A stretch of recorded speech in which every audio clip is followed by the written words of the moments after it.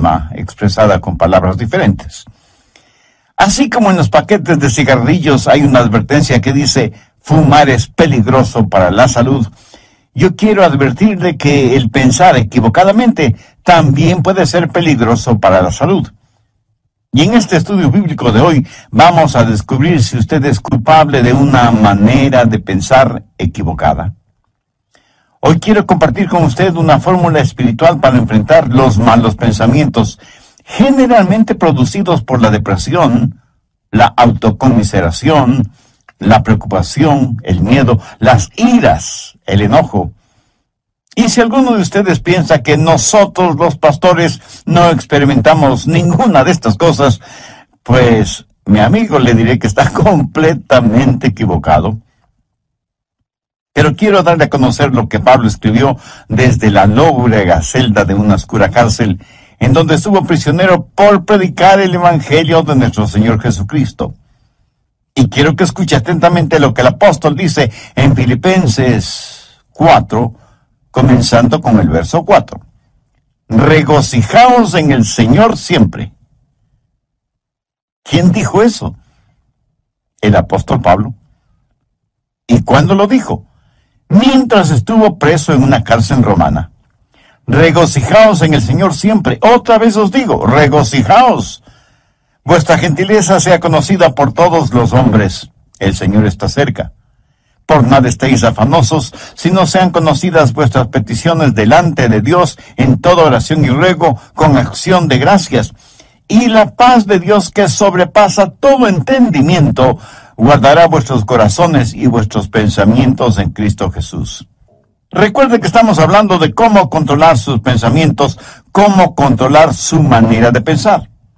El apóstol Pablo en el verso 7 dice, y la paz de Dios que sobrepasa todo entendimiento, guardará vuestros corazones y vuestros pensamientos en Cristo Jesús. Pero ahora deseo que preste mucha atención a lo que dice el verso 8. Por lo demás, hermanos, todo lo que es verdadero, todo lo honesto, todo lo justo, todo lo puro, todo lo amable, todo lo que es de buen nombre, si hay virtud alguna, si algo digno de alabanza, en esto pensad. La Biblia dice que un hombre es lo que piensa. Por lo tanto, ¿cómo proteger sus pensamientos? ¿Cómo resguardar su manera de pensar de la influencia de los pensamientos impuros y pecaminosos que prevalecen en nuestro mundo actual? Una persona no salva es una persona que tiene una mente ciega. El Dios de este mundo ha cegado la mente de los incrédulos. Por naturaleza todos tenemos lo que la Biblia llama una mente carnal, y mientras tenemos esa mente carnal, estamos en guerra contra Dios. Así que para controlar nuestros pensamientos y nuestra manera de pensar, ¿qué es lo primero que debe suceder?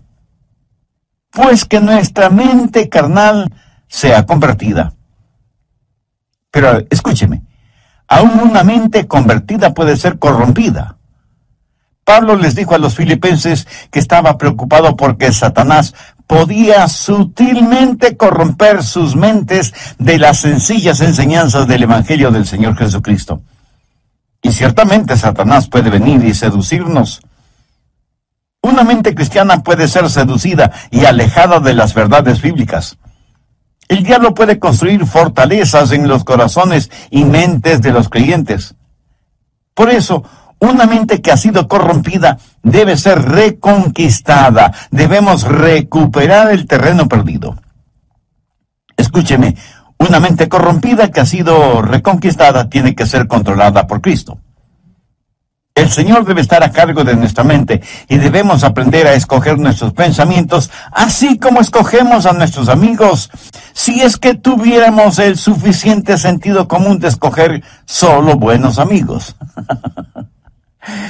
Debemos tener ciertos parámetros para saber la clase de pensamientos que debemos admitir en nuestra mente y aquellos que debemos desecharlos en forma absoluta.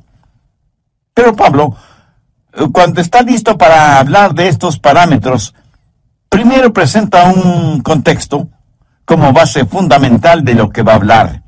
Y al preparar el escenario, Pablo habla de tres cosas. Primero, usted debe encontrar su gozo en el Señor.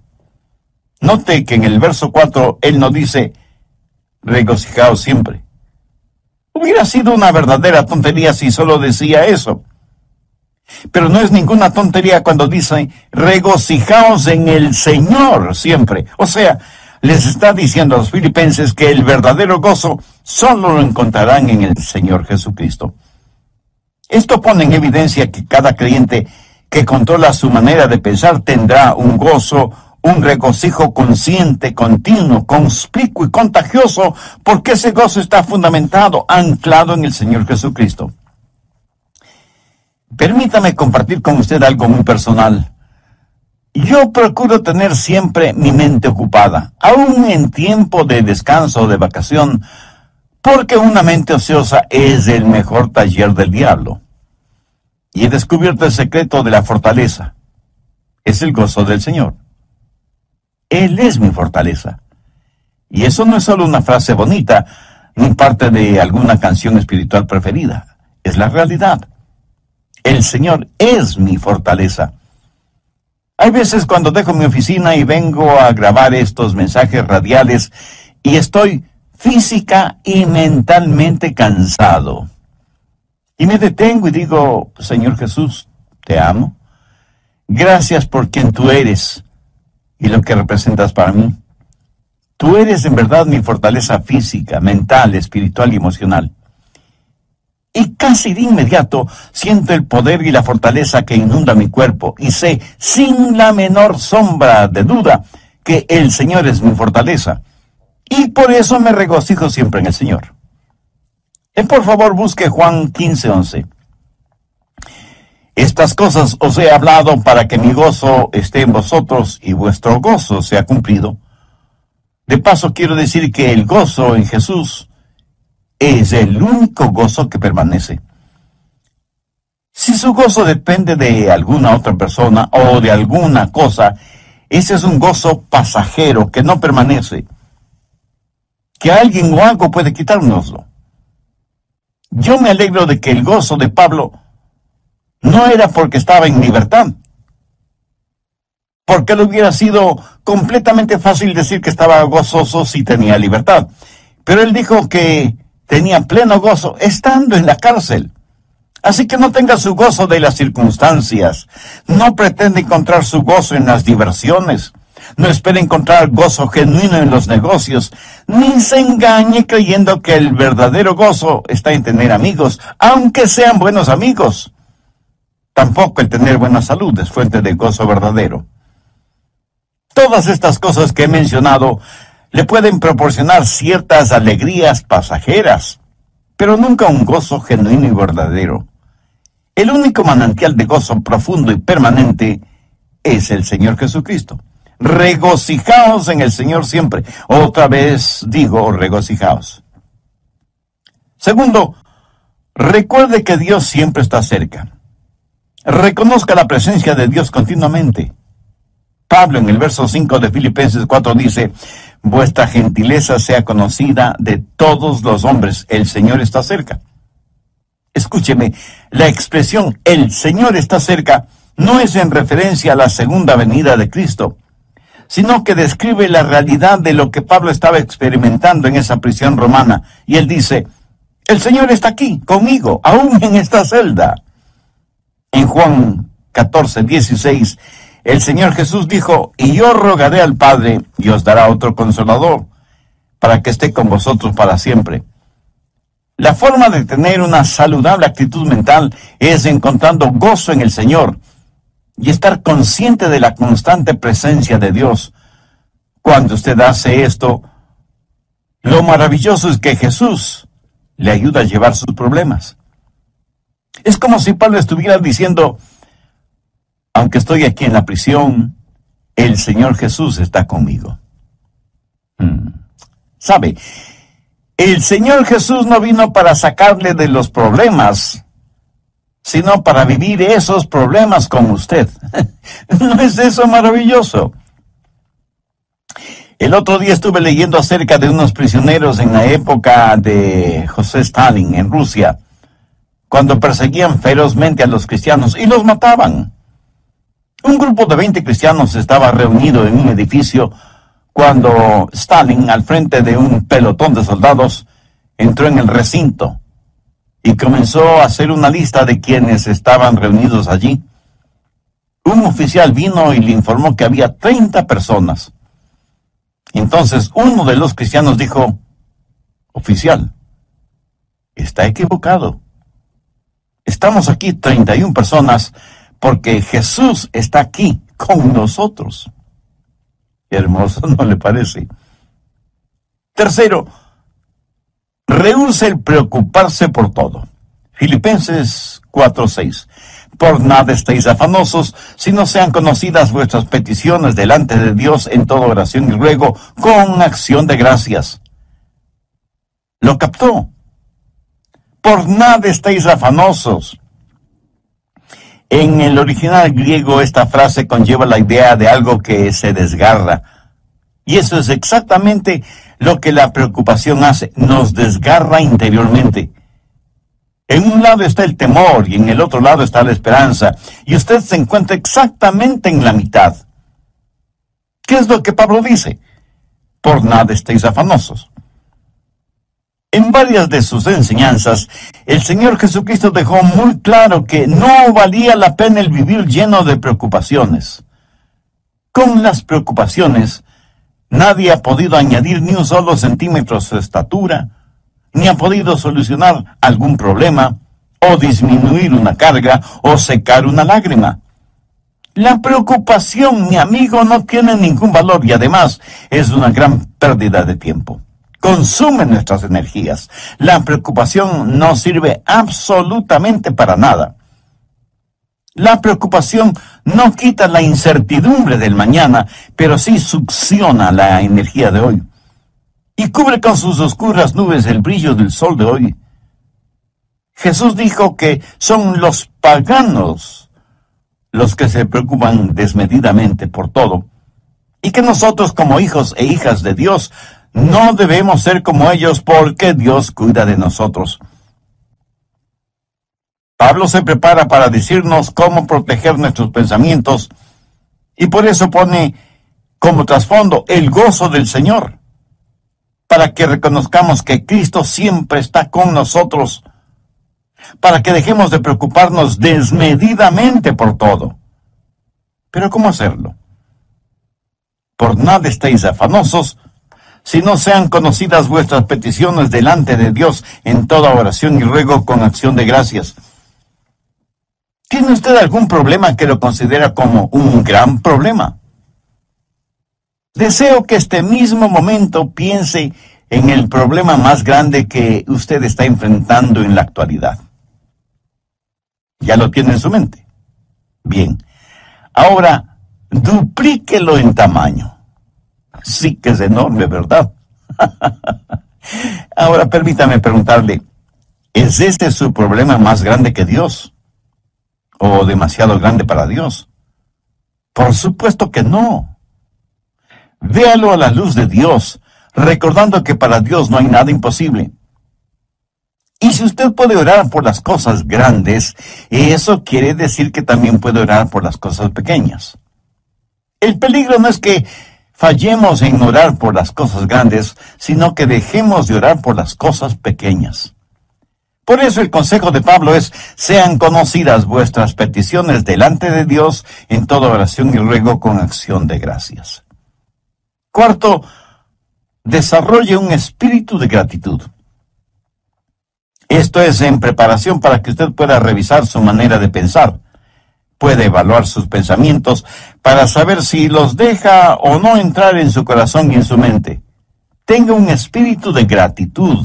Ore acerca de todo y dé gracias a Dios por todo, lo grande y lo pequeño, lo que es importante y lo que parece insignificante. Deje que sus peticiones sean conocidas delante de Dios. No sé si se habrá dado cuenta, pero muchas veces nos quejamos cuando no deberíamos hacerlo. Déjeme contarle lo siguiente.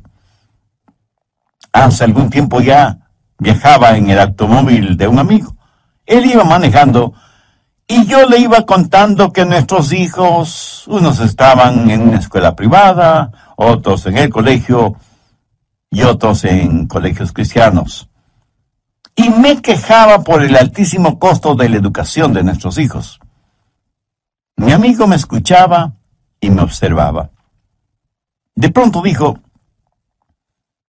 daría cualquier cosa en el mundo si es que mi hijo pudiera ir al colegio. Y pensé: qué espíritu de ingratitud el mío. Mi amigo tenía un hijo rebelde, lo que generalmente decimos una oveja negra. Mi amigo estaba dispuesto a pagar cualquier cosa con tal que su hijo quisiera ir a estudiar. Y aquí estaba yo quejándome amargamente de cuán cara era la educación de mis hijos. Paradójico, ¿no le parece? ¿Alguna vez se ha quejado porque tiene que lavar o secar los platos?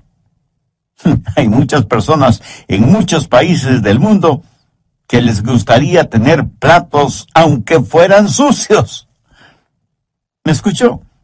Quiero decir que los platos sucios son una señal de que usted tuvo algo en qué comer. Una cuchara, un tenedor, cuchillo para comer. Mi amigo, hay millones de personas que usan sus manos, sus dedos para comer y ni siquiera tienen agua para lavarlas después. Hay que saber cultivar un espíritu de genuina gratitud hacia Dios. Ahora, todo esto no es más que el escenario para saber cómo controlar sus pensamientos. Es como el estar en un aeropuerto y pasar por los controles de seguridad que tienen sensores para detectar cualquier objeto que pudiera considerarse peligroso o algunas sustancias prohibidas que algunas personas tratan de pasar de contrabando. Los servicios de seguridad en los aeropuertos no permitirán que usted se embarque en un avión llevando esas cosas prohibidas. El apóstol Pablo presenta una especie de lista en el verso 8 y quiero que ponga mucha atención a su contenido. Por lo demás, hermanos, todo lo que es verdadero, todo lo honesto, todo lo justo, todo lo bueno, todo lo puro, todo lo amable, todo lo que es de buen nombre, si hay virtud alguna, si algo digno de alabanza, en esto pensad. Si usted lo piensa detenidamente, el tema cómo controlar su manera de pensar, basado en la epístola de Pablo a los Filipenses, capítulo 4, y los versos del 4 al 8. De esta porción bíblica hemos visto ya tres cosas fundamentales. Primero, usted debe encontrar su gozo en el Señor. Note que en el verso 4, Pablo nos dice, regocijaos siempre. Hubiera sido una verdadera tontería si solo decía eso. Pero no es ninguna tontería cuando dice, regocijaos en el Señor siempre. O sea, les está diciendo a los filipenses que el verdadero gozo solo lo encontrarán en el Señor Jesucristo. Esto pone en evidencia que cada creyente que controla su manera de pensar tendrá un gozo, un regocijo consciente, continuo, conspicuo y contagioso, porque ese gozo está fundamentado, anclado en el Señor Jesucristo. Segundo, recuerde que Dios siempre está cerca. Reconozca la presencia de Dios continuamente. Pablo en el verso 5 de Filipenses 4 dice, vuestra gentileza sea conocida de todos los hombres, el Señor está cerca. Y la expresión el Señor está cerca no es en referencia a la segunda venida de Cristo, sino que describe la realidad de lo que Pablo estaba experimentando en esa prisión romana y dice, el Señor está aquí conmigo, aún en esta celda. En Juan 14:16, el Señor Jesús dijo, y yo rogaré al Padre y os dará otro consolador, para que esté con vosotros para siempre. Tercero, rehúse el preocuparse por todo. Filipenses 4:6. Por nada estéis afanosos, si no sean conocidas vuestras peticiones delante de Dios en toda oración y ruego con acción de gracias. ¿Lo captó? Por nada estéis afanosos. En el original griego esta frase conlleva la idea de algo que se desgarra. Y eso es exactamente lo que la preocupación hace, nos desgarra interiormente. En un lado está el temor y en el otro lado está la esperanza. Y usted se encuentra exactamente en la mitad. ¿Qué es lo que Pablo dice? Por nada estéis afanosos. Cuarto, desarrolle un espíritu de gratitud. Tenga un espíritu de gratitud. Ore acerca de todo y de gracias a Dios por todo, lo grande y lo pequeño, lo que es importante y lo que parece insignificante. Deje que sus peticiones sean conocidas delante de Dios. El apóstol Pablo presenta una especie de lista en el verso 8 y quiero que ponga atención a su contenido. Por lo demás, hermanos, todo lo que es verdadero, todo lo honesto, todo lo justo, todo lo bueno, todo lo amable, todo lo que es de buen nombre, si hay virtud alguna, si algo digno de alabanza, en esto pensad. Bien, ahora quiero que note algunas cosas muy importantes. Primero, la prueba de la dependencia o confianza. Aquí debemos hacernos algunas preguntas. ¿Es verdadero? ¿Puedo confiar en eso? ¿Puedo depender de eso? Todo lo que es verdadero. ¿Sabe que vivimos en una generación que no pregunta si algo es verdadero? La pregunta importante en nuestros días es, ¿trabaja? ¿Da resultado? No deje que ninguna cosa prohibida penetre en los recintos de su mente y que cómodamente se instale allí. No la absorba en su corazón, ni la haga parte de su filosofía de la vida. Si algo no es genuino o verdadero, no permita que sea parte de su forma de pensar. Evalúelo todo de acuerdo a la Biblia, que es la fuente primordial de la verdad. Segundo, la prueba del respeto. Pablo dice, todo lo que es verdadero, todo lo honesto. Y aquí la palabra honesto literalmente significa honorable. Hace referencia a cosas que son honorables, honrosas. ¿Permite usted que cosas deshonrosas se acumulen en su mente? Guarda mentalmente cosas que no son dignas de su respeto. Cosas que no son dignas de que usted invierta su tiempo en ellas. Algunas cosas no son malas porque son viles. Son malas porque son necias, tontas, estúpidas, cosas que no valen la pena. Tercero, la prueba de las riquezas. Todo lo justo. ¿Sabía que la palabra justo en este versículo significa recto, derecho, lo cual es lo opuesto a torcido? Entonces, ¿qué significa esto? Significa que usted no debe dejar que ningún pensamiento torcido, deformado, penetre en su mente. ¿Piensa usted siempre correctamente, con rectitud? En mis estudios bíblicos, predicación y tiempo devocional, siempre trato de pensar con rectitud, honestamente. Reconozco que muchas veces dejamos que pensamientos torcidos invadan nuestra mente porque hemos desconectado los puestos de seguridad. Y sencillamente vamos de aquí para allá sin que nada aparentemente nos moleste. Pero Pablo dice que hay ciertas cosas que no deben pasar por la puerta de nuestra mente. Cualquier cosa que no nos inspira confianza o respeto, o que levanta una bandera de sospecha, ni siquiera debe merodear la periferia de nuestros pensamientos. El apóstol también hace mención a todo lo puro, y puro significa algo que está libre de cualquier contaminación, algo libre de manchas o suciedad. Esto en referencia a objetos o animales. ¿Es esto lo suficientemente puro como para ser usado en la adoración a Dios? ¿Es esto lo suficientemente puro como para ser ofrecido a Dios? Estas preguntas nos llevan al siguiente punto. Cuarto, la prueba de la reverencia.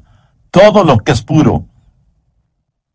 ¿Es esto algo de lo cual no me avergüenzo de ofrecérselo a Dios? Escúcheme, puede tomar cierta historia o cierta película o cierta música o cierta literatura o ciertas amistades o ciertos hábitos y decir, Señor, con esto te adoro. Estoy seguro que alguien me dirá, Pastor, ¿no estamos supuestos a adorar a Dios con todas las cosas? Mi amigo, si piensa así, está tremendamente equivocado, porque la verdad es que debemos adorar a Dios con todas las cosas. Por favor, busque 1 Corintios 10:31. Si pues coméis o bebéis o hacéis otra cosa, hacedlo todo para la gloria de Dios. Ahora piense por un momento. ¿Son sus amistades, sus pasatiempos, su trabajo y aún su propia familia algo con lo cual usted podría decir: Señor, te lo ofrezco a ti? Hace algún tiempo estuve en una conferencia bíblica en otra ciudad y tuve la oportunidad de ver la cadena de montañas conocida como Montañas Azules. Justo en la estación del año, cuando las hojas de los árboles se vuelven amarillas, rojas, azules, doradas y, en fin, tienen todos los colores del arco iris. Mi esposa y yo nos quedamos asombrados y maravillados de ver la creación de Dios en toda su espléndida belleza. Y me acuerdo que dije: Señor, esta es una extraordinaria experiencia que me mueve a adorarte más y más. Este buen tiempo que nos permites tener, este regocijo espiritual interno, esta belleza que nos rodea, que proviene de ti, todo te lo dedico a ti, porque no solo está lleno de armonía y de encanto, sino de inmaculada pureza. Señor, tú eres digno de nuestra adoración. Amigo, escúcheme. Si cualquier cosa que usted hace no pasa la prueba de la reverencia, o sea, no es algo que pueda ofrecerle a Dios, no se atreva a insultar a Dios presentándosela. Si cualquier relación personal o actividad o recreación o negocios o lo que sea no tiene el distintivo de reverencia hacia Dios, ni siquiera lo piense. Quinto, la prueba de la relación. Pablo continúa diciendo: todo lo que es de buen nombre. En el original griego, esta frase literalmente dice: aquellas personas o cosas que causan que se las ame. ¿Qué es lo que causa que usted ame?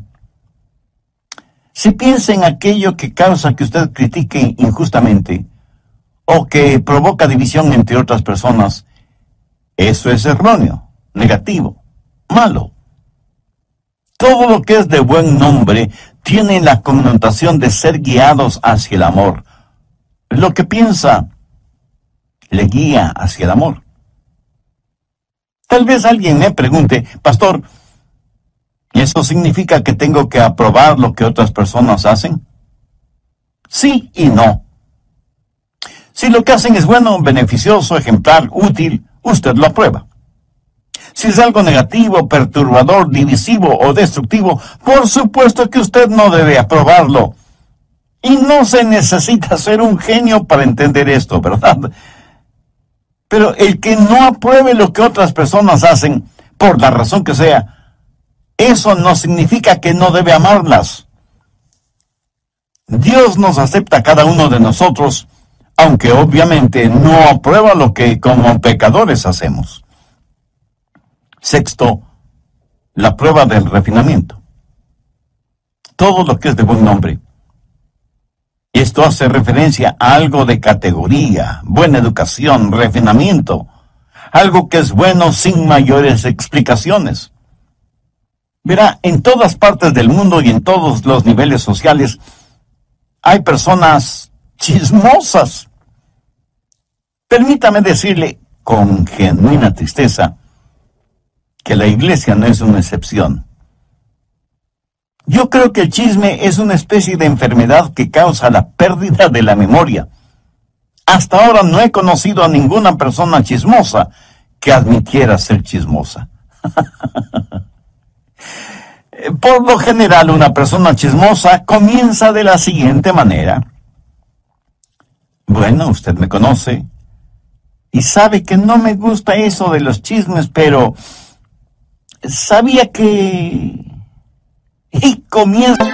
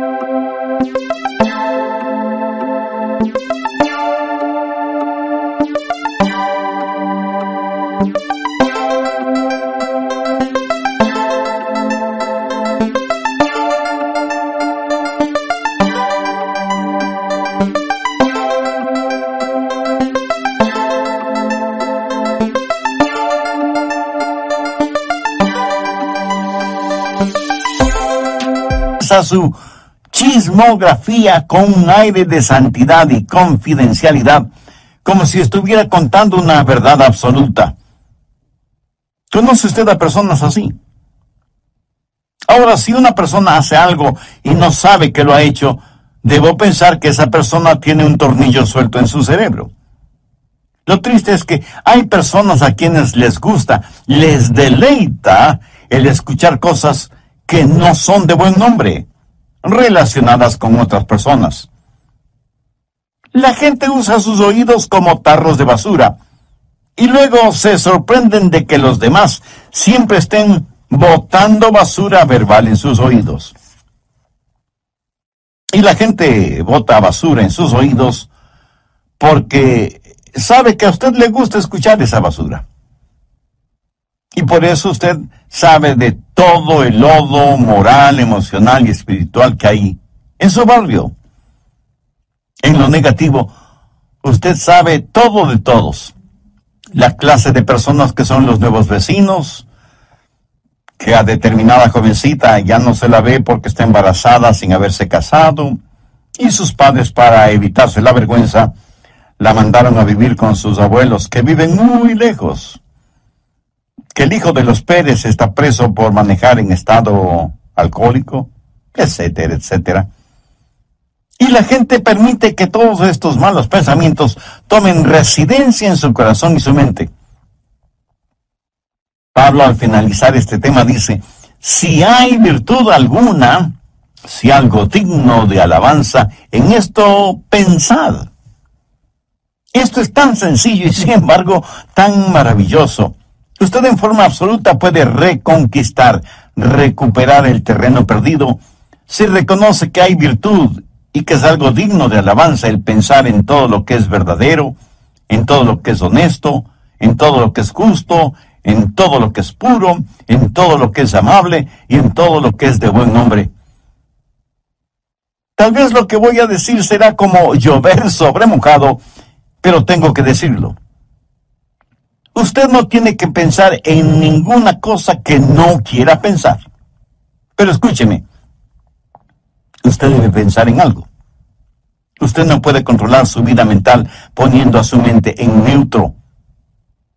Debo pensar en algo. Y si no piensa en algo correcto, le aseguro que pensará en algo incorrecto. Si usted no está pensando en algo bueno, tenga la certeza de que terminará pensando en algo malo. La fórmula para no tener malos pensamientos no es tratando de no tener malos pensamientos. Por ejemplo, trate de no pensar en un submarino ahora mismo.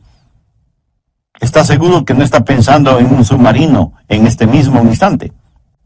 Bien, la única forma para no pensar en un submarino en este momento no es tratando de no pensar en un submarino, sino tratando de pensar en algo diferente. Y las personas que están tratando de no pensar en un submarino, están pensando en el submarino acerca del cual tratan de no pensar. Qué interesante, ¿verdad?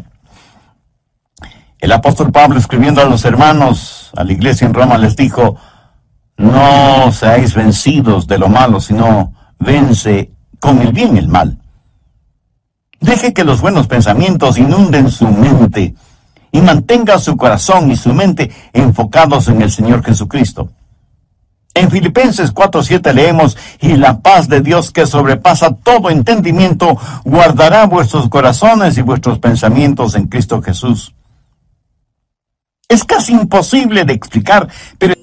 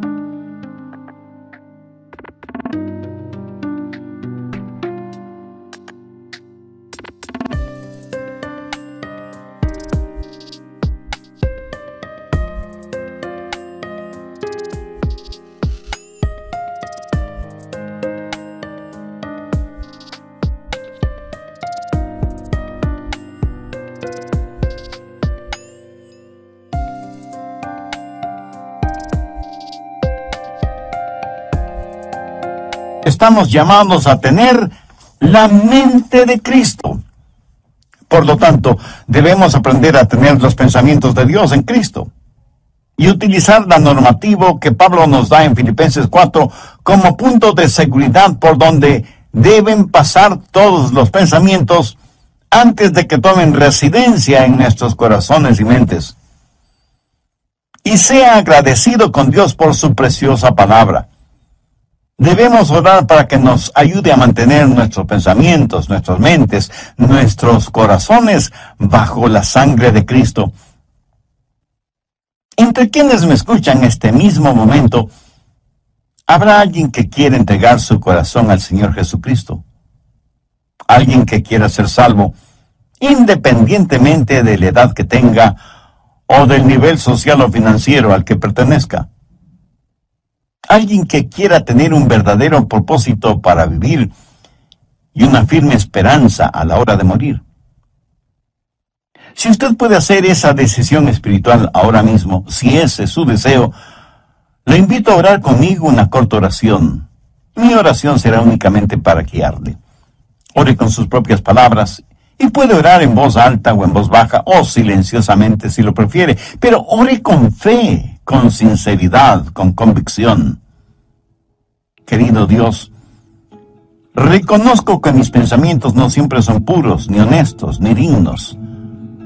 Y esto revela mi condición de pecador, a pesar de ser religioso. Hoy me acerco a ti en busca de tu misericordia y tu gracia. Señor Jesús, sé que me amas y que quieres salvarme, y que por eso entregaste tu vida en la cruz del Calvario